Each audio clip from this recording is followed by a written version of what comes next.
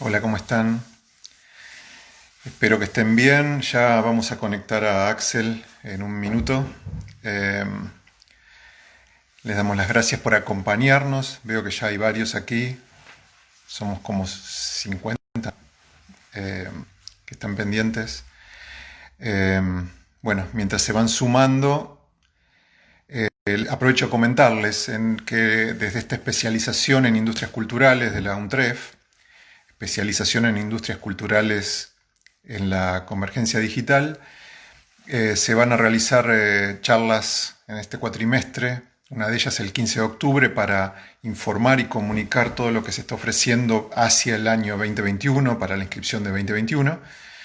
Y por otra parte, este cuatrimestre se va a desarrollar un seminario sobre la radio como industria cultural. Se los recomendamos. Toda esta información obviamente está en este Instagram o en el mail de la especialización, que es industriasculturales@untref.edu.ar. Lo sumo a Axel entonces y charlamos.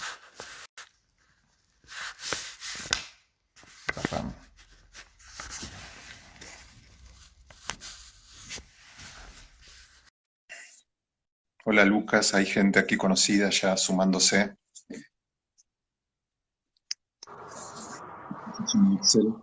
Hola Axel. Hola, ¿qué tal? ¿Cómo estás, Yo- Axel?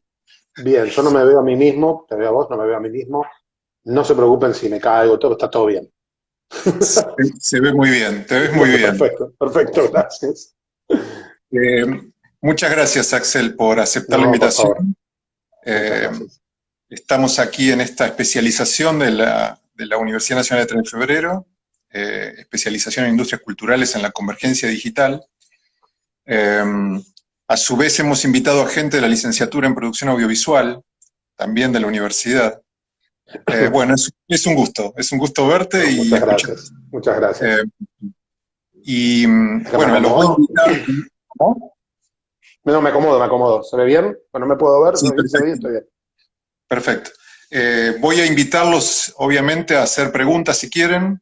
Yo tengo algunas preparadas. Y bueno, empecemos, tratemos de ir al grano.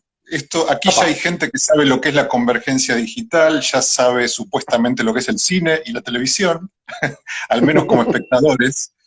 Eh, Me gustaría preguntarte cuáles son las principales variaciones, qué cosas se van a acelerar en la industria audiovisual en este contexto, justamente, de la convergencia digital, y teniendo en cuenta también la pandemia que estamos atravesando, ¿no? ¿Qué cosas se acelerarán según tu punto de Sí. vista?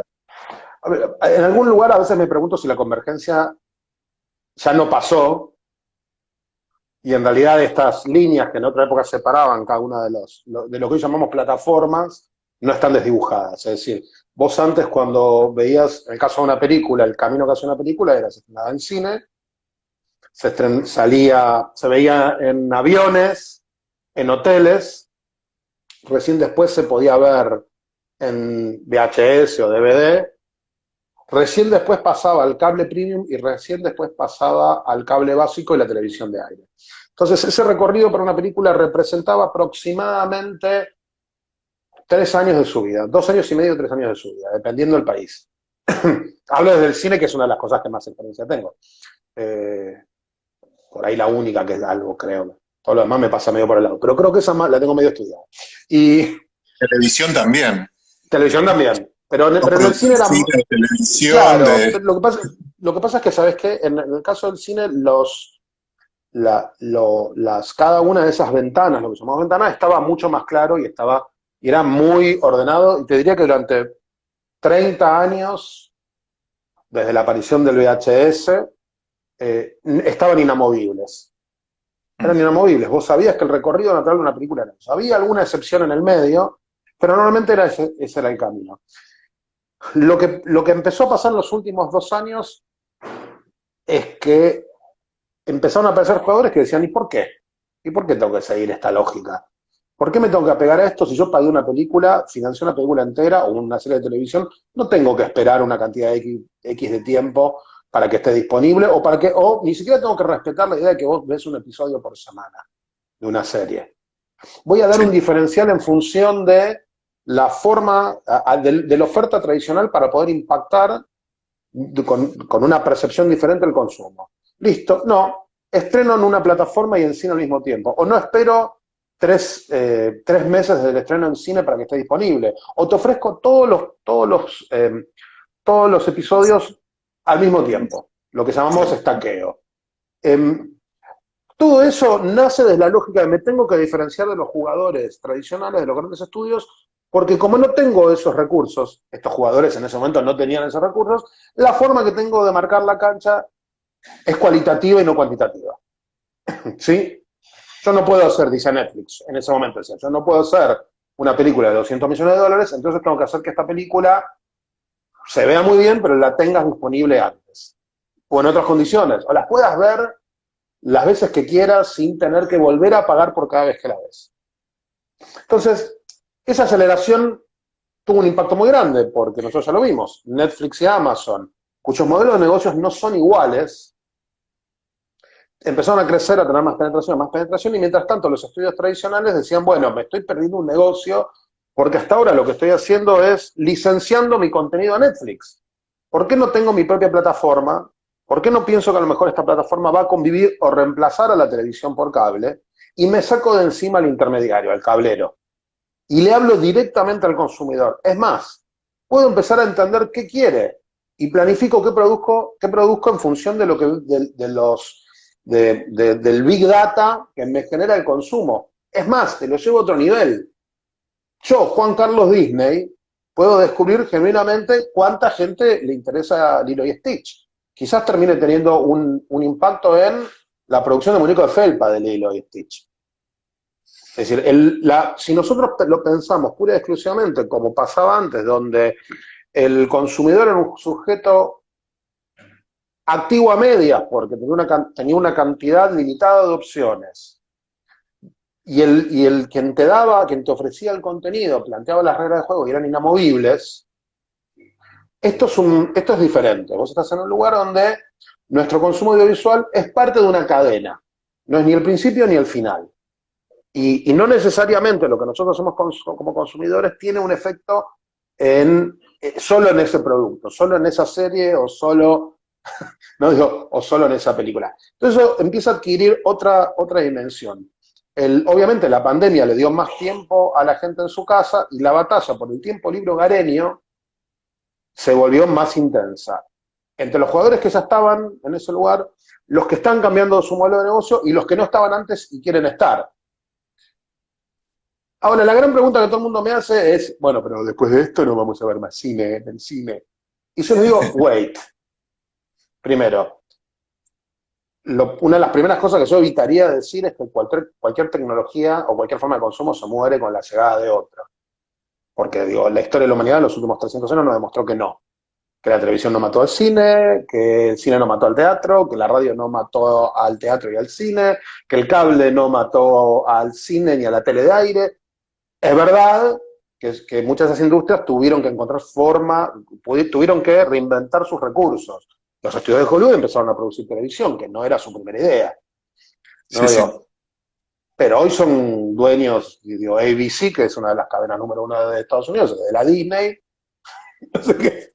Mucha diferencia, al final terminan estando en ese negocio también. Y de hecho Disney, podemos decir que fue el primero que entendió que en la televisión le podía hablar a un público súper específico y salir a vender todo su universo de productos, desde los parques de diversiones hasta los muñecos de felpa.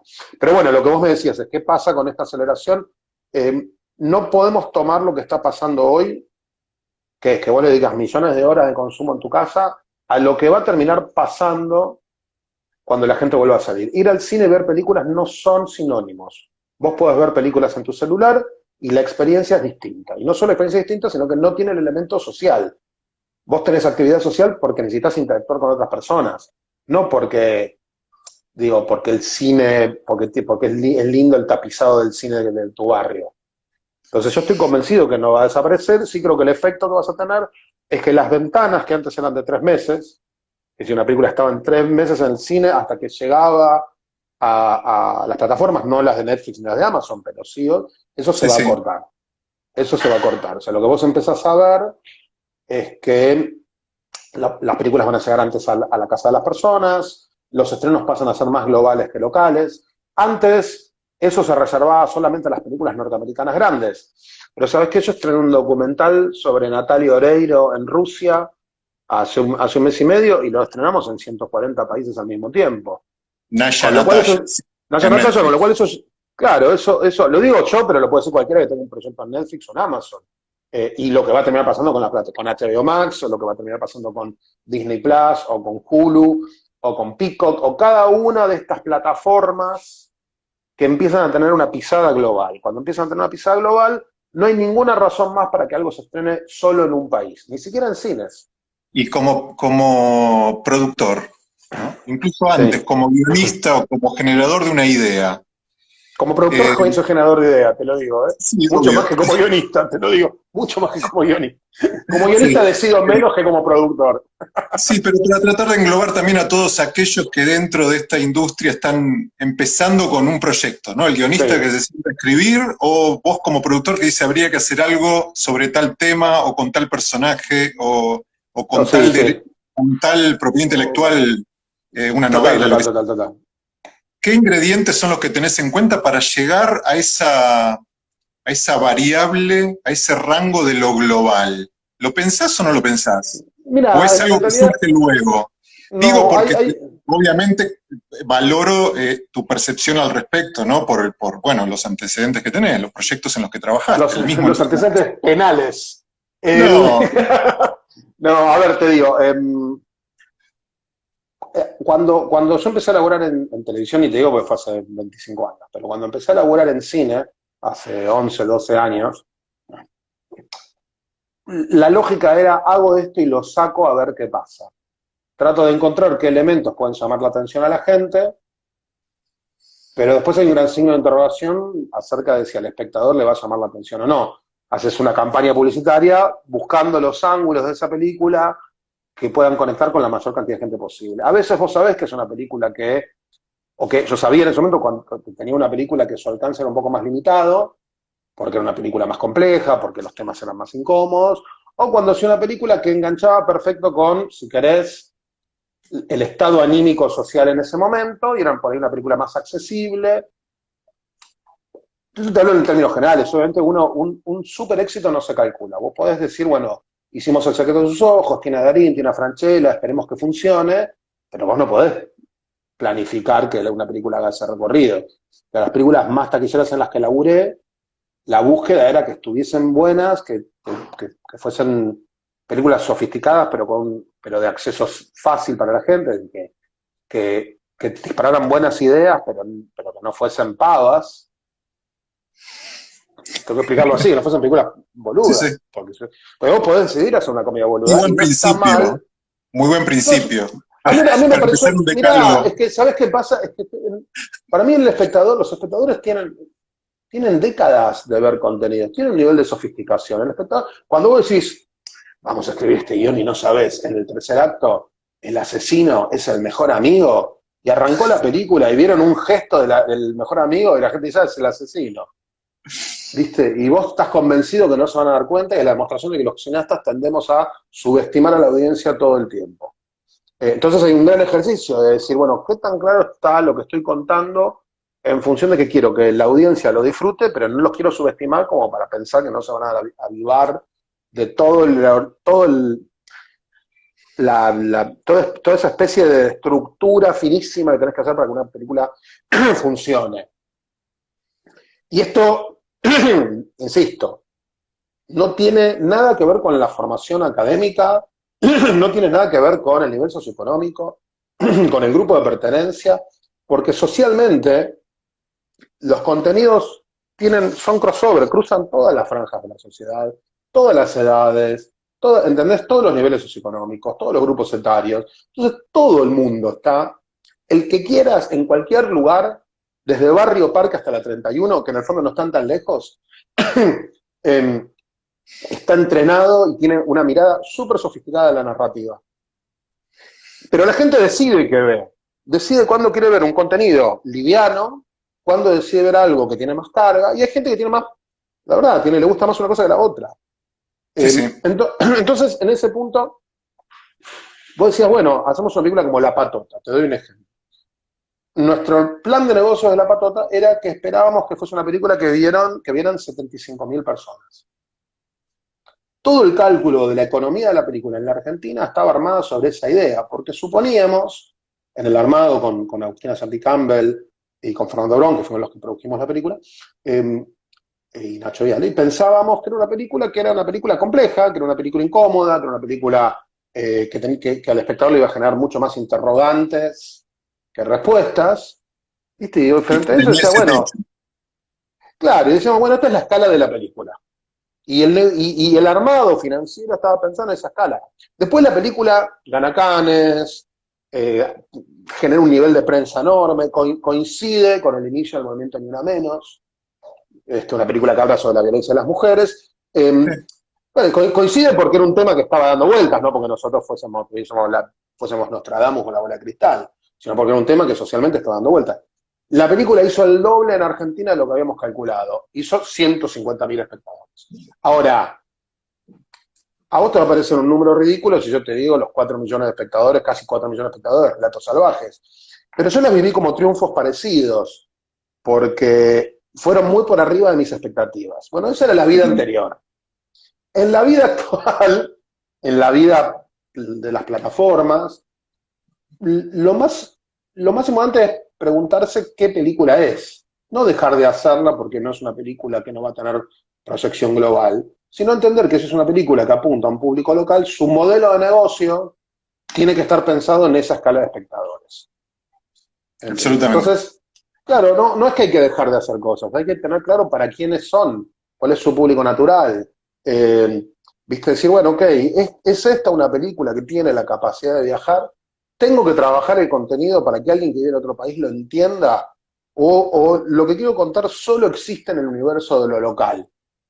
¿Entendés? O sea, esa pregunta te la haces siempre, porque todas las narraciones pretenden la universalidad. Todas las narraciones pretenden llegar a la mayor cantidad de gente posible. eh, pero el que sellos o no sellos tiene más que ver con la narrativa que construís que con los temas.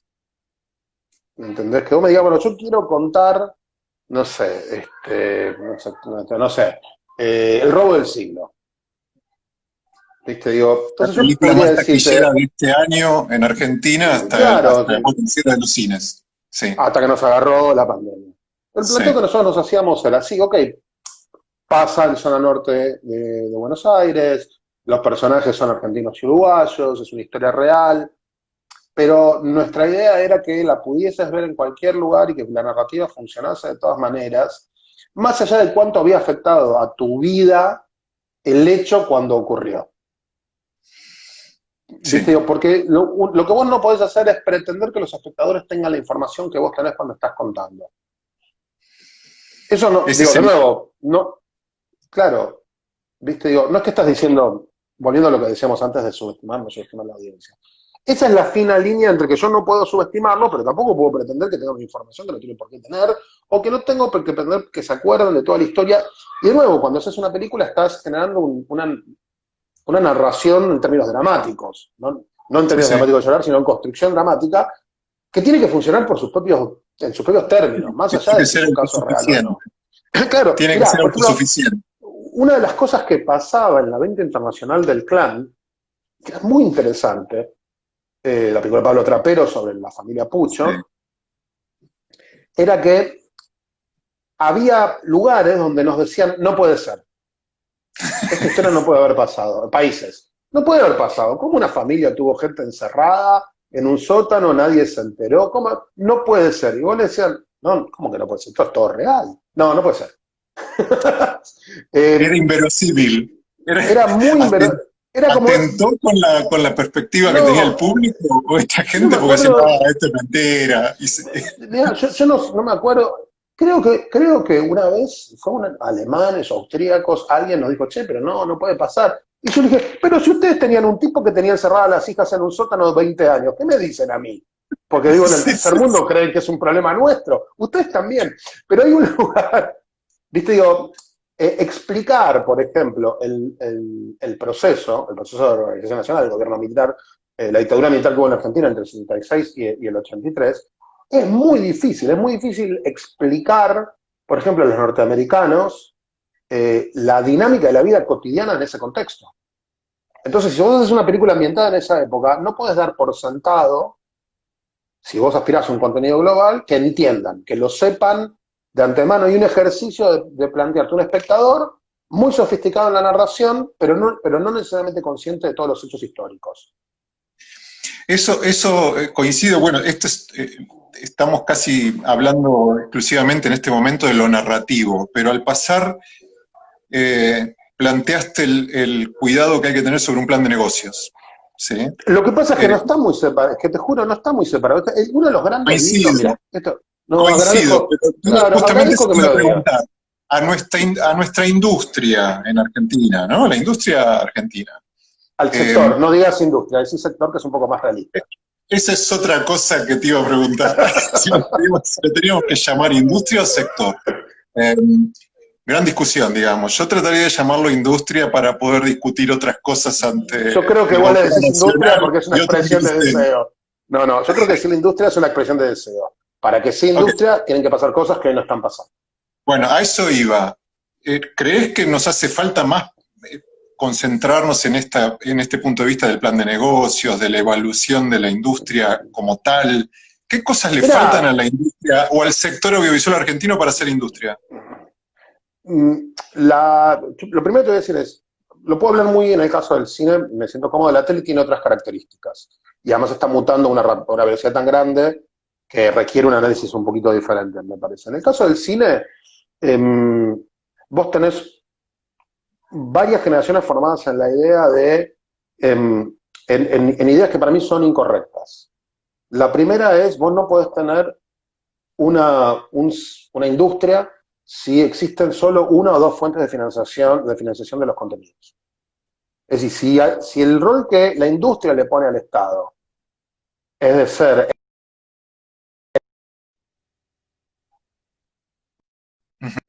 No sé si se cortó, ¿se escucha bien? Bueno, ahí te escucho, sí, sí. A ver, escucha. Yo creo que si nosotros pensamos que el rol del sector público es ser el mecenas de los contenidos, tenemos un problema. Porque el día que vos tenés un sacudón en los fondos públicos, en Argentina pasa cada 2 o 3 años, el efecto inmediato es una caída en la cadena de consumo y en la cadena de producción. Es decir, si nosotros pensásemos en el sector audiovisual, en función del capital de trabajo y actividad económica, le haríamos un gran favor. Cuando lo pensamos solo en función de la cultura, empiezan a tallar un montón de cosas subjetivas. ¿Qué considerás vos? ¿Qué considero yo que es cultura? ¿Por qué alguna cultura merece existir y quizás otra no? Digo, y no terminamos más esa charla.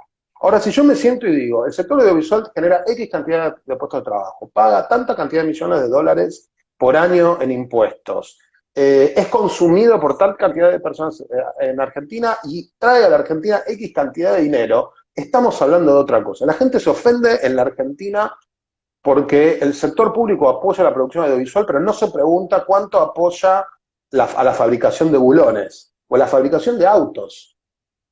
Sí, sí. Que es muchísimo más, y además nosotros de última ni contaminamos, no le traemos cáncer de pulmón a la gente, y los autos sí. Pero ¿sabes qué? Como hay una lectura eterna de, ay, no, pero las películas están cargadas de ideología. Pero chicos, cualquier actividad humana está cargada de ideología. Ninguna actividad humana no tiene ideología. Ninguna, no hay ninguna que no tenga ideología. O sea, tuviste un presidente que manejaba, que antes fue dueño de una fábrica de autos. Por supuesto que está. Es ridículo pensar que no hay vínculo. La política, la ideología, es una parte fundamental de nuestra existencia. La idea de que algo no lo tiene es una pérdida de tiempo, no lo digo, no lo inventé yo, esto no es un invento mío. Ahora, Absolutamente. por Es el una otro discusión lado, que ya ni hay que dar, digamos. no hay Eso. que darla. Yo no quiero, esa es la cantidad de veces que yo digo, cuando hablamos del sector, yo no quiero hablar más del valor cultural de las cosas, yo doy por sentado el valor cultural de cualquier expresión argentina. Desde Lucrecia Martel hasta Cantando por un sueño. O sea, no digo, si voy al diccionario de la Sector Real Academia audiovisual. Española, todo eso es cultura. Te guste más uno, te guste menos el otro, digo, y no hay nadie que tenga la capacidad de decir, esto no tiene valor, o esto no representa la cultura en la cual vivís, porque si se hizo, la representa. Entonces, vamos a la segunda parte. Ahora, O sea, yo espero del sector público algo diferente a lo que el sector público hoy le está dando a los contenidos en la Argentina. Si el sector público en la Argentina hoy, y yo creo que es un problema de gobierno, de muchos gobiernos, no de un gobierno con sesgo ideológico particular, lee los medios como se leían en los años 40 o en los años 50, como estructuras que generan un tipo de discurso específico que están de acuerdo, o te juegan a favor, te juegan en contra. Viste, digo, para mí eso ya no existe más. Hoy hay más gente, un tipo con muchos seguidores tiene más impacto en la construcción de una percepción en Twitter que un medio tradicional. Entonces, seguir charlando de una ley de medios, que para mí ya era antigua cuando sale, estamos hablando de no obsoleta forma. Viste, digo, yo creo que tenemos un problema creo que hay un problema en el análisis de la cultura de los medios desde los estratos gubernamentales argentinos en los últimos 15 años, 15, 20 años.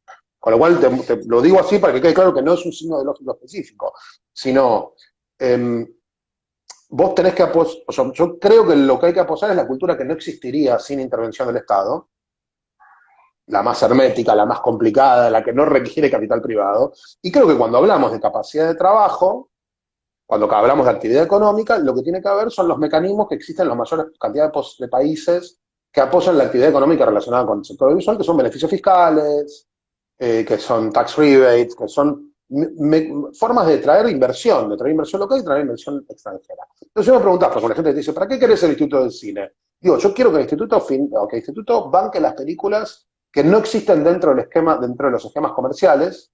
Ahora, yo voy a hacer una película grande con Ricardo Darín, no, yo prefiero un beneficio fiscal, que tiene otro Beneficio mecanismo, que fiscal, trae... beneficio fiscal que requeriría, bueno, nueva legislación o trabajar en otras Sí, líneas de bueno, pero apoyo. a ver, me gustaría explicarle a la gente porque me parece que es importante contar cómo funciona Similar un a esto que beneficio decías fiscal. del apoyo a la industria automotriz, digamos, ¿no? Que tiene algunas excepciones o Te apoyos lo, te, que en el caso te lo diría, del Instituto Nacional de Cine mirá, va a dirigir un proyecto. se cortó. Te escucho, te escucho. No, mira, déjame dar un ejemplo que a mí me gusta mucho.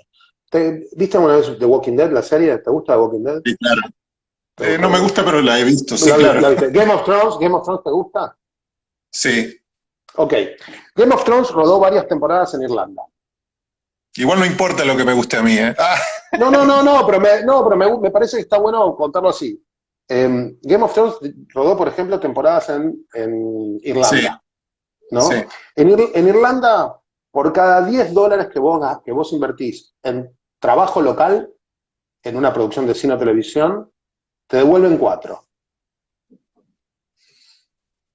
Te devuelven 4. Pero mm, primero tenés que gastar 10. Es decir, que en actividad económica y en impuestos entran 10.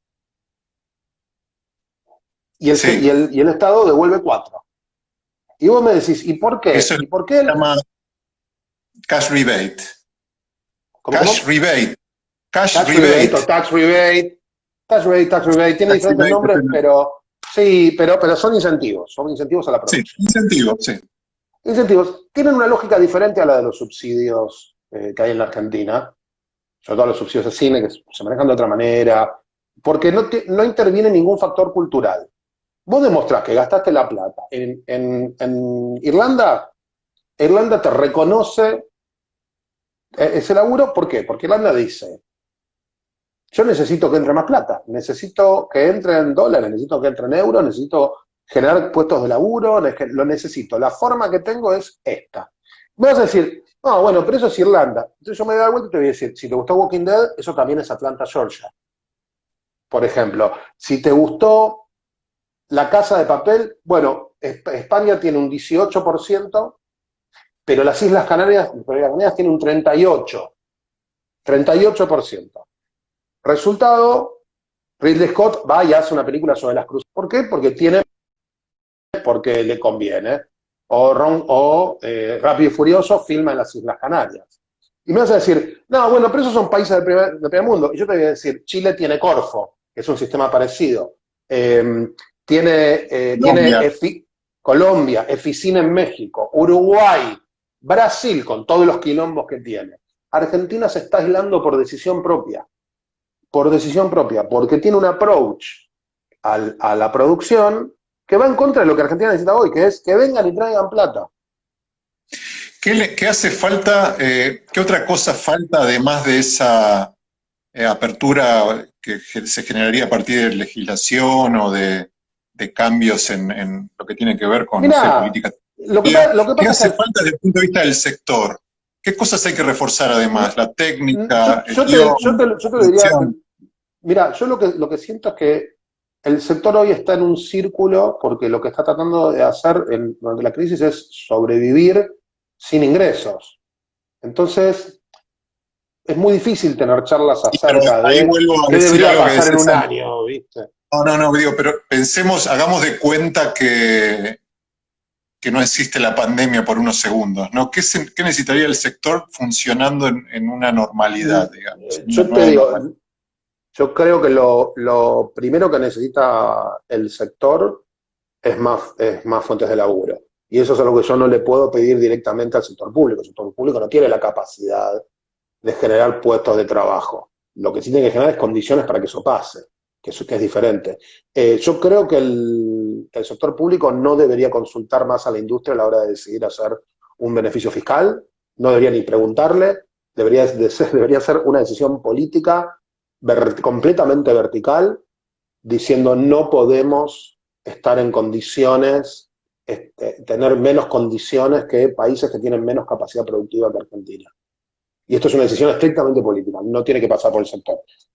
Porque el sector empieza, no, pero yo, no, pero que no, pero el pequeño productor, no, pero las grandes empresas, el problema es uno.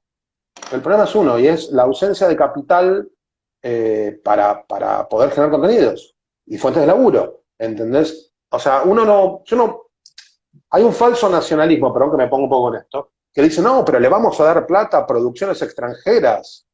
Digo, no le das plata a producciones extranjeras, estás haciendo que se generen puestos de laburo. Argentina está perdiendo el tren. Está perdiendo el tren porque tenés gente recontraformada, con muchas horas de laburo, pero si no se toma esta decisión ya, si esta decisión no está tomada, entiendo que esta decisión está tomada, pero no sé por qué todavía no está puesta en movimiento, pero si no se toma la decisión ya, todos tus vecinos van a tener mejores condiciones para atraer inversión. Y te lo digo como productor viviendo acá en Los Ángeles, laburando con productoras europeas. La primera pregunta que te hace cualquiera del sector, desde un estudio de Hollywood hasta una estrella, es: ¿hechos fiscales? Y cuando vos le decís no, saliste de la lista, aunque sea un beneficio fiscal del 0,5%, porque lo que empiezan a leer es que no existe esa voluntad de atraer la actividad económica. ¿Y crees que el resto de los factores, esto que decías, de los recursos humanos, la gente capacitada, los técnicos, están suficientemente maduros, estamos suficientemente maduros o hace falta trabajar algo extra en ese sentido? No, hay que terminar con la informalidad. Argentina es un país muy informal en la forma de laburo. El famoso lo vamos viendo, que nosotros hace 20 años suponíamos que era un superpoder, hoy es un problema, es un talón de Aquiles. Un talón de Aquiles. Vos haces una Eh, película para vos haces un proyecto para una plataforma, la que sea, y tenés que poner en el presupuesto averiguación de antecedentes de todo el equipo, desde el motoquero hasta el tipo que trae el catering, hasta el asistente de dirección, hasta los actores. Y no te ofendés, porque decís, ok, sí, es lógico. Es lógico, no me parece irracional. Te contrata una empresa, quieres saber si está contratando un tipo que mató a alguien o no el fin de semana pasado. Eh, viste, digo, y acá, viste, y la verdad yo siento mucho de esa suerte de informalidad que nosotros vemos como una cosa orgánica, de somos los mejores, no, los argentinos no somos los mejores, el vamos viendo, como pone acá alguien, es una mierda, no somos los más solidarios, cortémosla con sí. todo, lo atamos al alambre, cortémosla con todos esos mitos, pues esos mitos no existen en un business plan, en un plan de trabajo, y no sirven para nada. El autoconvencernos que somos buenísimos no tiene un valor intrínseco. Habla de nuestra capacidad de negación de la realidad, punto. Perdón, que hoy estoy Y intenso, ¿eh? No, pero me gusta porque tenemos poco tiempo. Porque se corta en un ratito, nada más se corta. No, no, Eh, espera, y después, para, lo que uno, espera, una cosa sí, importante es lo que no le voy a, lo que no se le puede pedir al sector es que regule los contenidos. Vos no le podés, eso es censura. Vos no le podés pedir al sector que se hagan un tipo de películas. ¿Ves? Cuando la gente viene y dice, bueno, pero que se hagan películas más comerciales. Eso es una abominación, porque nadie sale a hacer una película para que no la vea nadie. ¿Viste? Digo, es ridículo. Ningún director dice, voy a hacer una película que para que sea una porquería. Que todo el mundo cree que está haciendo una película buena. Después vos podés poner, eh, ¿viste? Digo, vos podés poner una cantidad de pautas muy concretas acerca de lo productivo, que es qué cosas no podés no cumplir para acceder a fondos públicos. Está bien, pero lo que no podés hacer es decir, bueno, acá en adelante son todas comedias, porque la gente quiere ver comedias. El instituto no, o sea, es un instituto de fomento de la producción, no es una productora, no es la dueña, el instituto no es el dueño de las películas. Y de hecho, por la forma en la que se elige qué películas tienen, los comités que eligen los proyectos que van a subsidio, el instituto como estructura no tiene mucho peso. Esto es una de las cosas que la gente no sabe. ¿Viste? Son comités, funcionan, son comités que representan diferentes sí, sí, sí. aspectos del sector. ¿Viste? La tele está pasando por una cosa un poco más extraña. Como es un boom, hay un boom de consumo, hay un boom de producción, hay una mirada para mí un poco, ¿viste? Como alterada de lo que la Argentina puede o no puede hacer. En ese sentido, lo que te diría es, o sea, Argentina tiene mucho talento, ese talento es valorado, pero el valor, el costo, el ingreso per cápita que genera cada uno de los suscriptores a Netflix o Amazon no es tan grande porque el peso está muy devaluado. No Entonces, está. no es tan grande porque el peso está devaluado. Es decir, lo que gana en la plataforma por cada suscriptor argentino no es gigante. O sea, menos gente en un país con una moneda más fuerte representa la misma o más plata que tener 4 millones de suscriptores en Argentina, por ejemplo, a Netflix. Entonces nosotros no podemos pensar que si decimos a Netflix, paga toda la producción argentina o no te dejamos estar, Netflix va a decir, bueno, dale, la pago y sigo. Por ahí un día te dice, no, la verdad que no me interesan esas condiciones de seguir teniendo la pata en Argentina. Si se quieren suscribir a Netflix, que suscríbanse con la tarjeta internacional pagando en Miami, pero no sé. Digo, no hay que Y con jugar con respecto fuego. justamente a las plataformas, eh, ¿cómo, cómo? No, no, que me parece que nosotros, me parece que los jugadores del sector, de la industria, del sector, no de la industria, deberían dejar de pensar en las plataformas como el jugador que va a reemplazar a los subsidios, o tienen que dejar de pensar en las plataformas como llegó papá a sacarnos de un problema, o tienen que dejar de pensar que yo te llevo algo y vos lo tenés que tomar, porque la plataforma es una empresa privada y tiene todo el derecho del mundo a elegir lo que le interesa y descartar lo que no le interesa porque está en su derecho, porque no tiene ninguna obligación. Y hay que dejar de pensar, me parece, en los exhibidores en las plataformas como un enemigo que no quiere que te vaya bien. Yo nunca lo pienso así. Para mí, cuando llevamos adelante un proyecto, son sociedades creativas, donde además trata de que el otro sea el capital que te sostenga el proyecto, pero son sociedades creativas, no es que yo voy a imponer mi mirada. Me siento con los tipos a entender qué les interesa. Porque además disponen de mucha más información de la que tenés vos, digamos, ¿no? Porque conoce perfectamente a su Y no están público. dispuestos, y no están dispuestos a compartirla, además. Vos tenés una cosa, que Claro. sabés que entra en el top 10 de Netflix en un país, pero no sabés En quién eso la sigue vio. funcionando, en eso sigue funcionando de algún modo la intuición y el análisis particular, digamos, ¿no? Porque tenés que detectar de algún Y modo cuál puede ser el interés del otro. Bueno, eso tal vez siempre fue así, ¿no? Cuando uno tiene que encontrar sí, a un lo que pasa es que socio vos, o a un cliente. mira, es verdad, pero lo que pasa es que a diferencia de lo que te pasaba, no sé, ¿qué pasa con el cine? Vos ves la taquilla y decís, ok, las 50 películas más vistas en la Argentina este año, tantas fueron comedias, tantas fueron, ¿cuántas argentinas funcionaron? Y decís, bueno, a ver, y tratás de entender la permeabilidad de un tipo de material.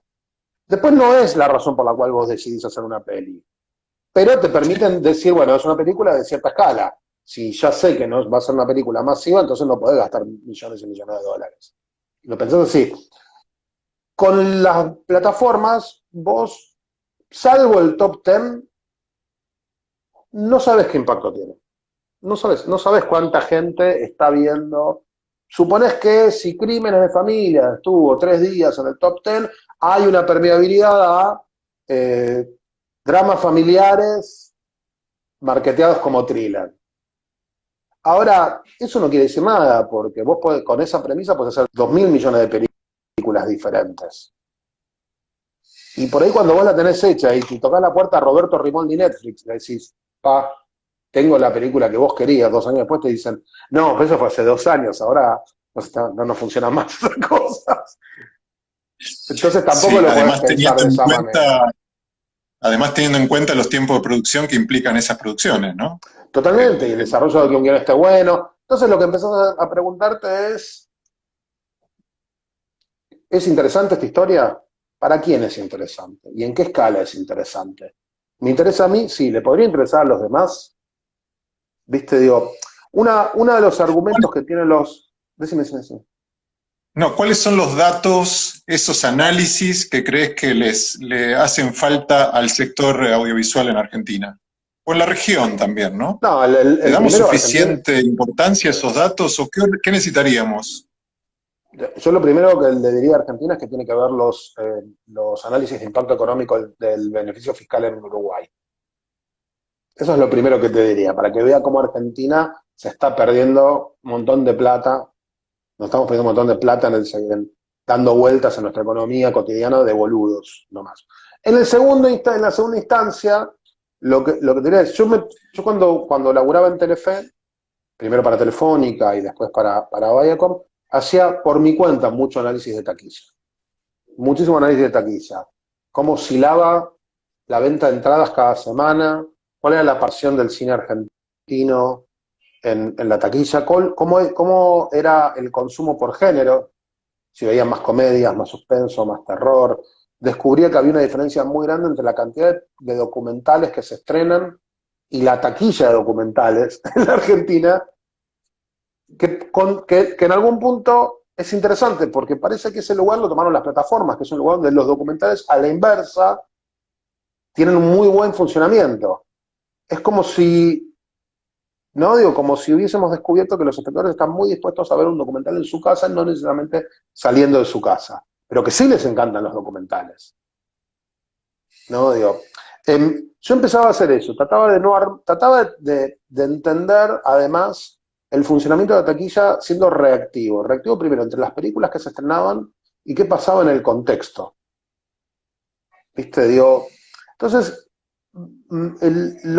si vos vas a producir televisión o vas a poder producir series para plataformas o películas para las salas o para las plataformas o el modelo que quieras, tenés que tener una visión holística. No podés no tener una visión de 360 en la cual tengas en cuenta que no hay una explicación. Seguramente hay una explicación muy simple para el fracaso, pero nunca hay una explicación simple para el éxito. Y cuando trabajás un proyecto, ¿Entendés lo que ¿no? En quiero el decir? punto O cero, sea, una peli le va mal y decís, estaba mal la fecha, o Sutano no era el protagonista justo, o no tuvimos buena guita para comunicarla, o el proyecto. Ahora, cuando funciona, nadie sabe exactamente por qué, pero todo el mundo dice, fue gracias a mí, te dicen, fui yo. Y no se puede, nadie lo sabe, nadie sabe. cuando empezás un proyecto, lo ves, esta visión 360, ¿consideras una perspectiva transmedia también, la opción, como decías hace un momento, el hilo de Stitch? Cuando empezás un proyecto, ¿pensás en el muñequito de peluche del No, personaje? no, yo pienso en la narración, porque creo que si la narración no está bien, todo lo demás no va a pasar. Y lo tengo muy... Mi preocupación es el cuento, a quién se lo estoy contando y por qué deberían ver este cuento en vez de otro. No, viste, digo, no. Y no, de nuevo, y como eso que te decía antes, como no pienso que el espectador es boludo, lo último no jamás se me ocurriría, eh, siempre estoy pensando cómo le contamos la existencia de esta película a ese espectador. Te lo cuento, a mí una anécdota que me gusta contar porque fue una que salió bien. Las que salieron mal prefiero ocultarlas, pero cuando empezamos a laburar Guacolda, el primer trailer que teníamos de Guacolda establecía rápidamente que Joseph Mengele se acercaba a la nena, protagonista de la película. Y yo paré la pelota y le dije a Lucía Puenzo, a la primera vez que laburábamos juntos, em, mira, te voy a decir algo terrible. Yo creo que la Argentina es un país donde hay muchísimos nazis. Hay mucha gente que si vos le decís, Joseph Mengele, no les parece tan terrible, si es que saben quién es. Eh, mucho Biondini. Y le digo, a lo mejor el ángulo que tenemos que tener es, ¿qué pasaría si vos dejás a tus hijos con un asesino y no lo sabes? Y a mí me parece que en ese sentido eso es mucho más empático que hablar de una figura histórica específica, sobre la cual tenés que tener conocimiento previo, tenés que sentir que, tenés que tener perspectiva, pero si vos decís, ¿entendés? Le estás dejando tus hijos al cuidado de un tipo que es peligroso. Vos como padre o como hermano mayor, o hermana mayor o como madre, tenés una reacción inmediata. ¡No! ¿Entendés? Hay veces donde la mayor parte de la gente no llega a ver las películas, ve los trailers, ve los spots de televisión, ve la gráfica, toda su percepción de una película está sostenida sobre los materiales de comunicación, no sobre lo que la película es. Entonces, viste, digo, es tan importante articular la narrativa de la película como articular la narrativa de los materiales. O las Y en promos en el caso ese, de la tele. absolutamente. Y en ese sentido, eh, el considerar una perspectiva transmedia de elaboración de esos contenidos, ¿crees que suma o no? Mira, Esta idea del cross media también, ¿no? lo que pasa es que yo lo pienso en ese sentido, lo pienso proyecto a proyecto, porque me parece que no, viste, digo que si vos apuntás, nosotros hacemos una película como El cuento de las comadrejas, cuyo target natural es gente de 65 para arriba, y no, la verdad que no puedo pensar en nada que no sea la forma más tradicional, por Absolutamente. ejemplo, viste. A la inversa, lo que le quemé la cabeza a Nati Oreiro para que saque Instagram antes de que salgamos con Naya Natalia fue porque le dije, no, pero si tu público está ahí, está esperando eso. Viste, Sí, digo.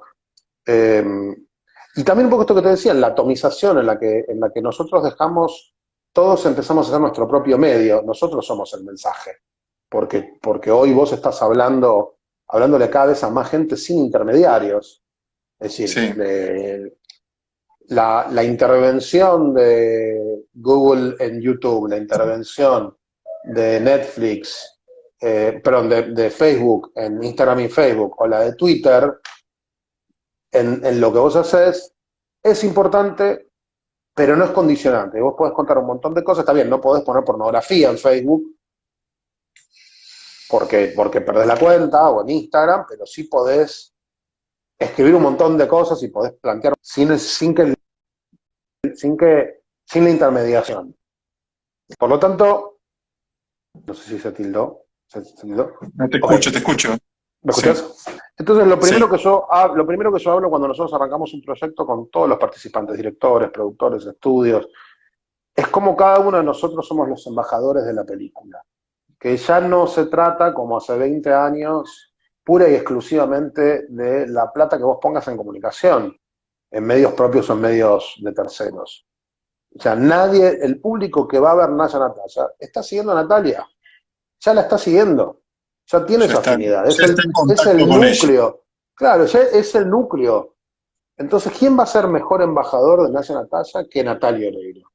¿Viste? Digo, lo que veo es que cada vez más los creadores de contenido, los que participan en la creación de contenido, incluso los actores, cada vez tienen más conciencia de esa necesidad y esa herramienta de hablarle a su público natural sin ningún tipo de mediación, sin nadie que intervenga en la articulación del discurso. Eh, ¿Viste? Digo, eso sí, claro que lo veo. Y no sabes cómo te lo miden los estudios. Los estudios lo miden a niveles, lo tienen hiper estudiado. Entonces yo no sé si te voy a plantear un transmedia en el sentido, en un sentido tradicional, o como hablábamos al principio de transmedia de narrativas alternativas, por ejemplo, en plataformas. Yo no sé si voy a ir en esa dirección.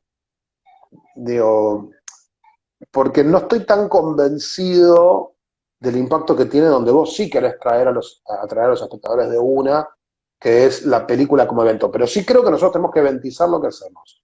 Sí creo que, como tenés una sobreoferta de contenidos, tenés que tener elementos superadores, que claramente no te hagan dudar de por qué tengo que ver o hablar de esto. Y que está claramente demostrado, como nos enseñó Cobra Kai, que vos podés, que el mismo producto en dos lugares con una permeabilidad diferente tiene un resultado a millones de años luz. Millones de años luz. El problema no era Cobra. O sea, yo dije otra vez, yo no sé si el éxito de Cobra Kai es un hit de Netflix como un fracaso de YouTube. Y quizás tiene que ver con que vos no asociás YouTube a pagar. Y sí asociás Netflix a un entretenimiento pago. Entonces, cuando YouTube te dijo, pagame por ver Cobra Kai, vos dijiste, no, yo ahí veo cosas gratis. Pero en Netflix no tengo problema de pagar porque lo considero, como me pasó en el cable en Argentina en los 90, lo considero como parte de mis costos básicos de la canasta familiar. Déjame tener un Sí. paréntesis. Hace unos años se me acercó una persona intermediaria de Cuevana. Yo tengo una posición muy tomada frente a la piratería. Yo creo que la piratería atenta contra la capacidad de creación, eh, porque al sacar fondos del sistema, esos fondos nunca vuelven a la producción. Esta es mi posición. No es porque Sí. soy un careta, no sé qué, sino porque digo, el efecto de la piratería no es que cobra menos Will Smith, es que se hacen menos películas chicas. ¿Sí? Eh, Sí. entonces, digo que los estudios Hollywood decidieron justamente cada vez hacer películas más grandes, estrenarlas en más países a la vez, como una forma de matar la piratería. Y resultado, hacen menos películas. Y ya no hacen pequeños dramas adultos, hacen solamente películas de superhéroes. Y es un poco, tiene que ver con eso, ¿eh? No hay que pensar que no tiene que ver con eso. Pero hace unos años se me acerca un intermediario en nombre de una persona de Cuevana. Y me dice, yo sé que vos tenés esta posición, porque siempre lo dijiste. Me dice, el Cuevana, me dice, está preocupado porque no saben cuál es el negocio futuro de Cuevana. Porque Ajá. vos pensás esto, en la medida en la que vos le pagás a Netflix, o le pagás a Disney Plus, la piratería empieza a tener menos sentido, porque tenés el contenido legal tocando un botón en el momento que está disponible. ¿Para qué lo vas a ver pirata si ya lo tenés en tu casa? O sea, la piratería tenía una lógica cuando vos no tenías acceso al contenido. Es decir, yo nunca cuestioné a la gente que usaba la piratería, porque sentía que el deseo era natural. Quiero ver la película. Y yo como productor, lo más que quiero es que tengan ese deseo. No, o sea, por supuesto que quiero, ¿viste? Digo, Quieren verla. entonces, quieren ver, esta persona que hablaba en nombre de Cuevana, yo no sabía, bueno, supongo que era de verdad, pero por ahí no lo era, pero bueno, me dice, ¿vos qué pensás que Cuevana tiene que hacer? Mira, Cuevana está entre la espada y la pared, porque eventualmente la legislación va a ser más dura con la piratería, que fue lo que terminó pasando en todo el mundo, era un proceso natural, porque va a haber otros servicios que van a diluir el lugar de la piratería, que fue un poco lo que terminó pasando, y vas a pasar más, porque cada vez vas a tener más servicios, más lugares para ver Sí. los contenidos. Entonces yo creo que Cuevana debería valorar su marca y apuntar a salir de esa zona de infracción y volverse legal. Digo, pero eso tiene otro problema, y es que el valor intrínseco de Cuevana es que es ilegal. El día que sea legal, para muchísima gente ya no tiene sentido Cuevana, porque para eso ya están otras opciones. Entonces yo no creo que marcas como Cuevana tengan, salvo que encuentren una forma de reinventarse, un futuro enorme, en la medida que la pandemia y la forma de consumo están acelerando que vos veas en tu casa rápidamente, con ventanas más cortas, sin pagar muchísimo más. Coincido.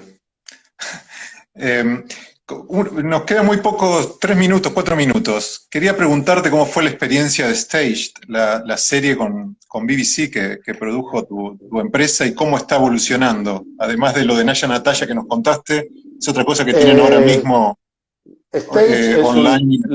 claro, le contamos a la gente, Stage es una cuando empezó la pandemia, con mi socio británico, que tengo dos socios, uno es inglés, nos agarramos la depresión del siglo, teníamos una película en arranque de preproducción que íbamos a rodar en Asia, era tipo la depresión y de qué vamos a vivir. Entonces, en uno de esos días donde uno se queda en posición fetal con pijama hasta el mediodía, empezamos con el director de la película que suspendimos, empezamos a pimponear, ¿qué tal si hacemos una serie que se pueda grabar con Zoom y con celulares? Desarrollamos una idea, se la llevamos a un actor inglés, David Tennant, el protagonista de la serie Doctor Who, y uno de los actores británicos shakespearianos más famosos de la historia. David y su mujer Georgia, que son amigos nuestros, nos dicen, nos encanta, nos gustaría hacerlo. ¿Por qué no le proponemos a ay Dios, a Michael Sheen, el coprotagonista de la serie Good Omens, que haga el otro personaje con su mujer Anna Lundberg, que también es actriz? Los cuatro se coparon, hicimos un piloto de 25 minutos, se lo llevamos a la BBC. BBC dijo, nos encanta, ¿pueden estar en un mes y medio al aire? ¿Con 6 episodios? Igual, y bueno, si no hay otra.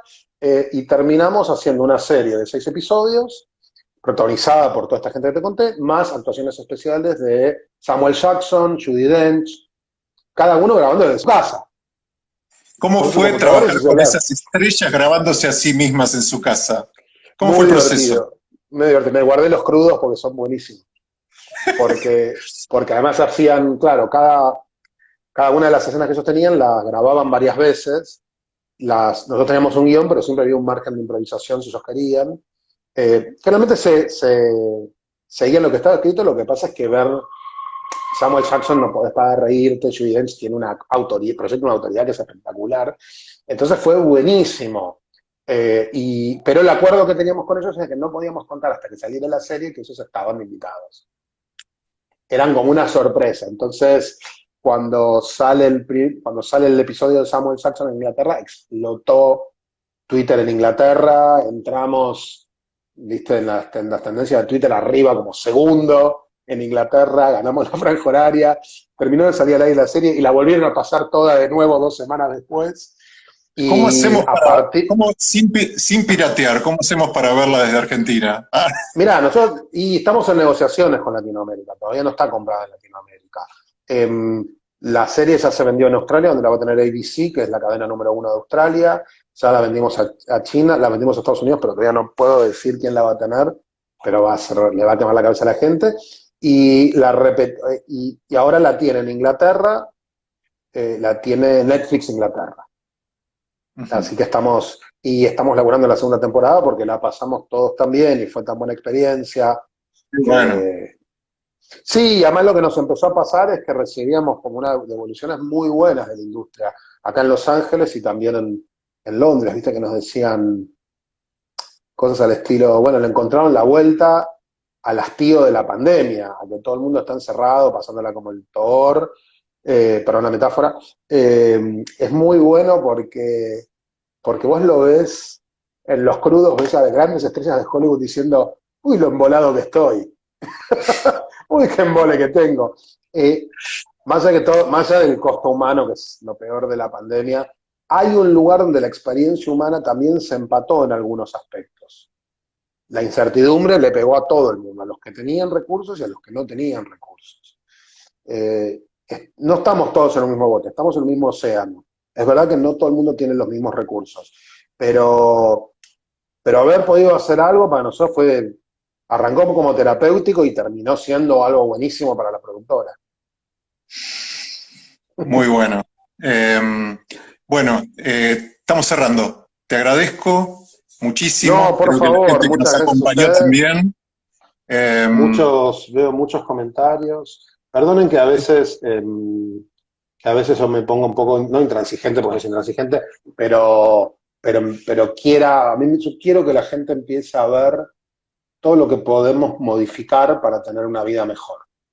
Y me parece que Argentina tiene un montón de cosas que puede modificar, pero lo primero es que tiene que poder hacer el diagnóstico.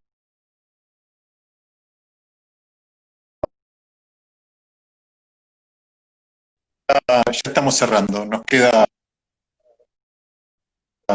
un gran saludo y hasta la próxima, Axel. Te queremos ver de nuevo Muchísimas gracias.